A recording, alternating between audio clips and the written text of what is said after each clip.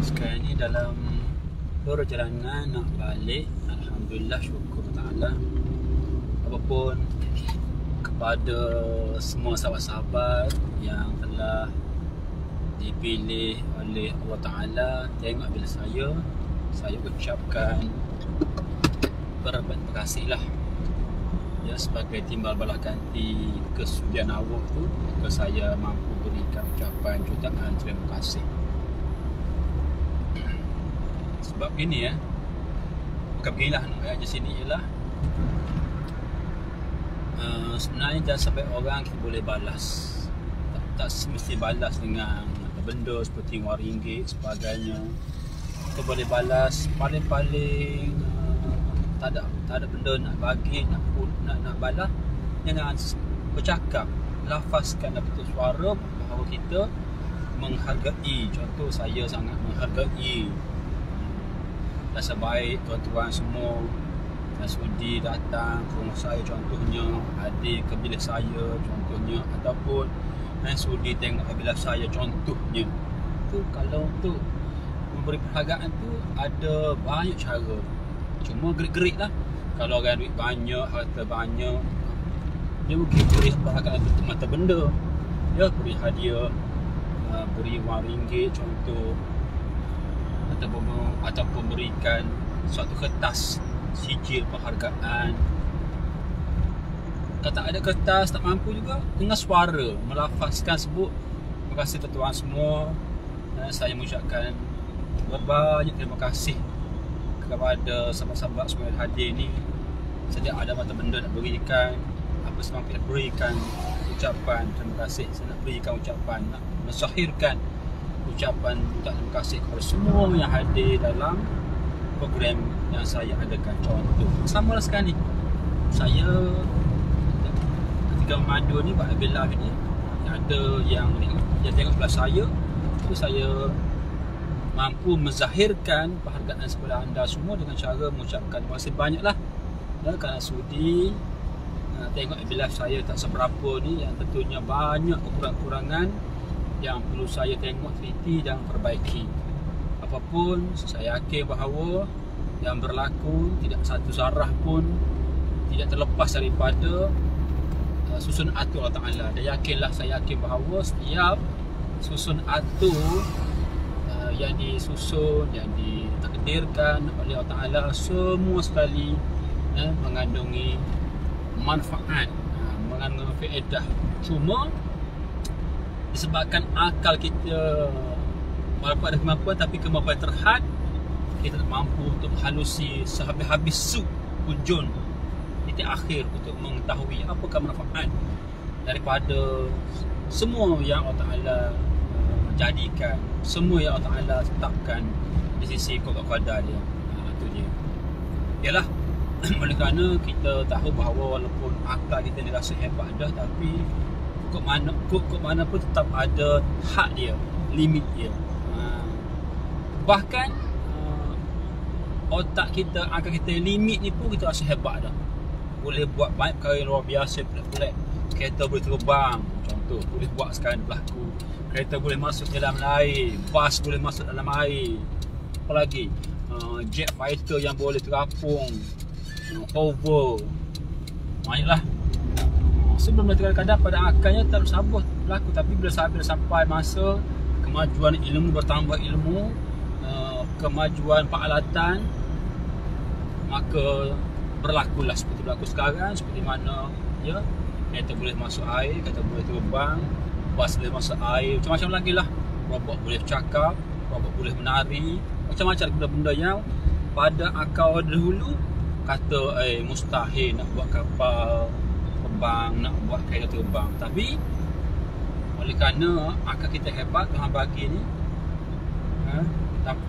akhirnya dapat merealisasikan apa-apa angan-angan yang pada ketika dahulu, masa dahulu, orang dahulu kata tak boleh buat. So kita sekarang ada pada tahun 2021 ni, ya, sama juga nanti, mungkin tahun 2040 ke, ataupun tahun 3000 ke, tahun 4000 nanti akan berlaku sesuatu yang luar biasa, yang mana kalau kita sekarang ni berfikir, saintis akan berfikir, pakar-pakar pembuatan reka cipta fikir tak boleh buat. Sebab apa? Sebab kita sekarang berfikir dengan jumlah kemahiran ilmu yang ada, dengan peralatan, dengan bahan material yang sedia ada ni, maka kita kata, saintis kita kata mungkin tak boleh sambung. Tapi mungkin tahun 4000 nanti bila menemui pelbagai bahan-bahan yang boleh buat, peralatan lebih canggih, ilmu yang lebih mendalam, lebih halus, terbongkar, maka saat itu apa yang saintis kita kata tahun 2001 ni tak mustahil, pada tahun 4000 nanti, tahun 2000 nanti akan berlaku, akan menjadi realisasi real. Ini tak mustahil, harus. Ya, itu dia. So bila kita faham benda ni, maka ia bersuatu pengajaran bahawa ilmu yang ada di sisi kita ni masih lagi amat sikit, dan secara tak langsung di saat yang sama kita sedar bahawa rupa-rupanya banyak lagi lautan ilmu yang kita tak terokai dan belum kuasai lagi. Bahkan yang sekarang pun dah rasa hebat dah, tapi sebenarnya ada jutaan trilion lagi titik-titik ilmu yang belum diterokai, belum terbongkar kerahsiaan dia. Okey, itu dia. Banyak lagi. Saya guna kiasan ilmu ni ibarat lautan yang amat luas. Dah luas, tak ada tebing. Dah luas, tak ada dasar. Maksudnya luasnya tak ada tepi, tak ada tebing, dalamnya tak ada mendasar. Bermaksud kita teroka lautan Hindi Pasifik ni kan, rasa canggih, rasa hebat dia kan. Walaupun rasa meluas, tak habis teroka lagi, tetap ada tebing juga, tetap ada dasar juga. Tapi di sisi ilmu pengetahuan, seolah tidak ada tebing, tidak ada dasar. Nak bertahun banyak lagi titik ilmu, bidang-bidang ilmu yang kita belum terokai, kita belum bongkar lagi. So ini mengajar kita bahawa kemampuan mencari ilmu sebenarnya walaupun ada had, tapi tidak boleh selesa dengan apa yang ada sekarang. Sebagai contoh ya, katakanlah titik ilmu dari segi ke angkasa raya, telah sampai ke angkasa raya, ada stesen ISS, International Space Station, ada satu titik. Tapi di sana bila dia pasti di angkasa raya tu, ada lagi rupanya titik-titik ilmu yang tak boleh nak bilang, yang belum lagi diterokai, belum dibongkar. Itu dia. Apa tak? Sama di bumi, di planet bumi ni, di planet bumi setitik planet bumi ni, ibarat kata kalau macam lautan, baru sekitar mungkin 5% sahaja lautan yang telah kaki manusia jejaki sampai. Lagi 95% lautan masih lagi kita berterokai. Tak pastilah bila kita tak terokai lagi, bermaksud banyak lagi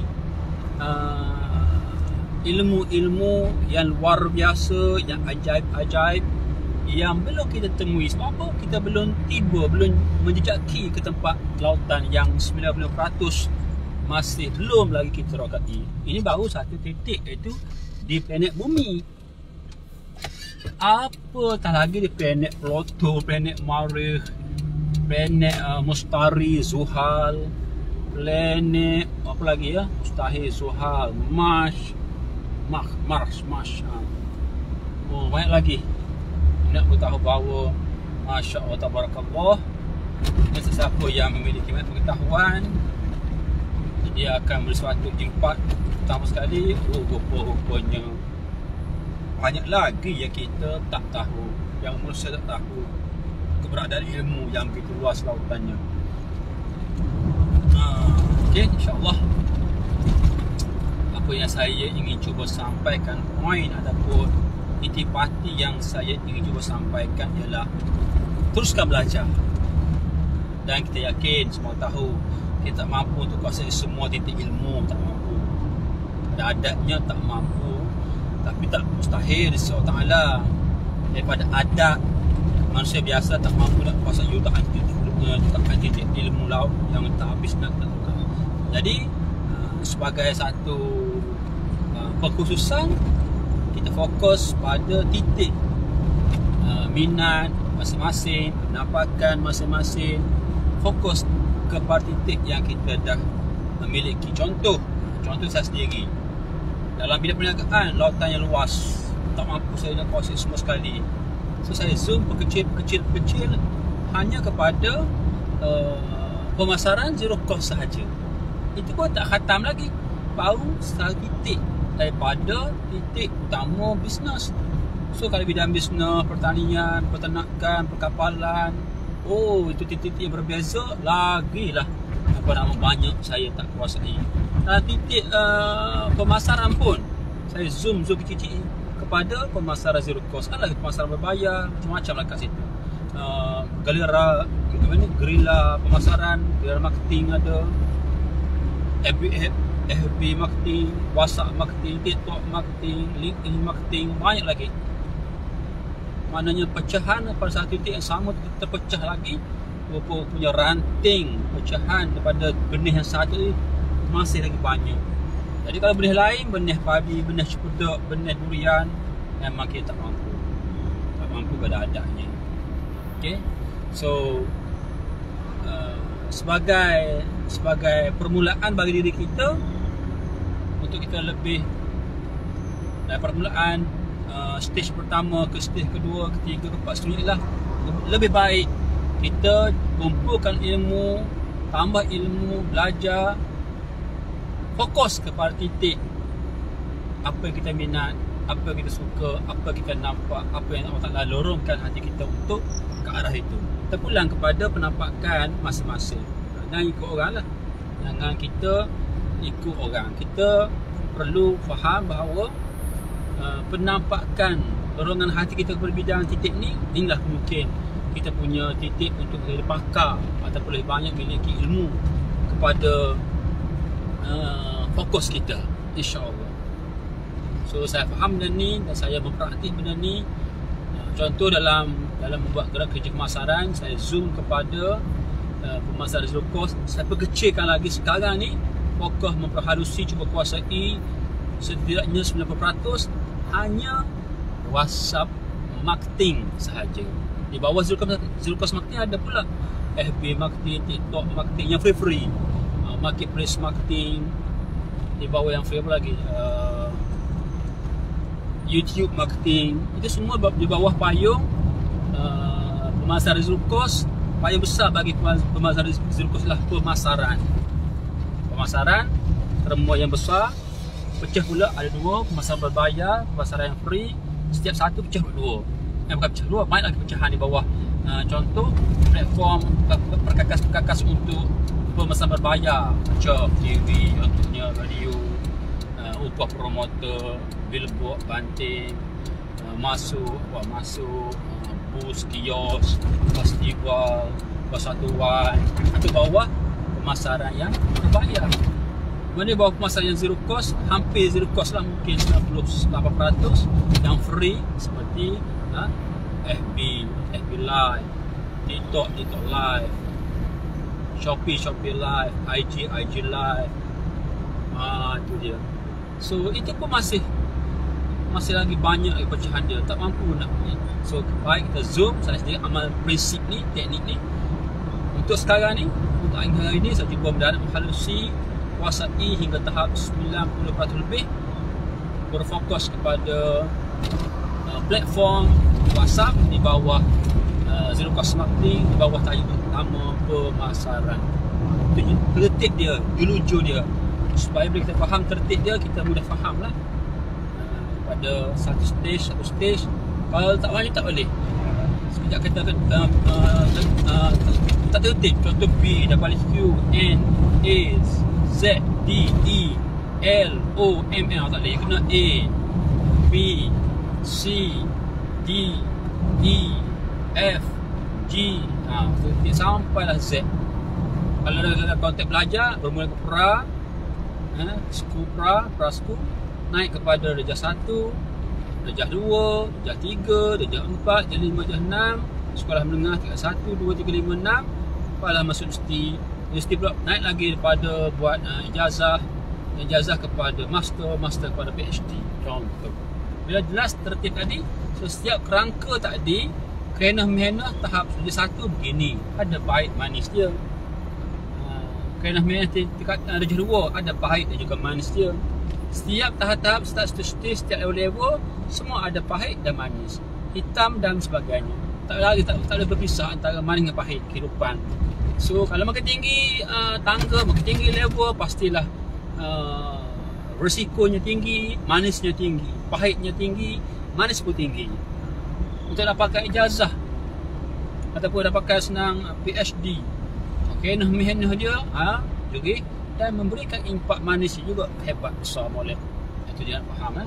InsyaAllah bila kita faham kerangka ni, senang untuk kita memberi penjelasan pada orang, dan orang pun sedap dengar. Orang ni cakap apa? Dia cakap tahap level 1 begini bila habis semua dah stabil, jom kita naik ke tahap 2.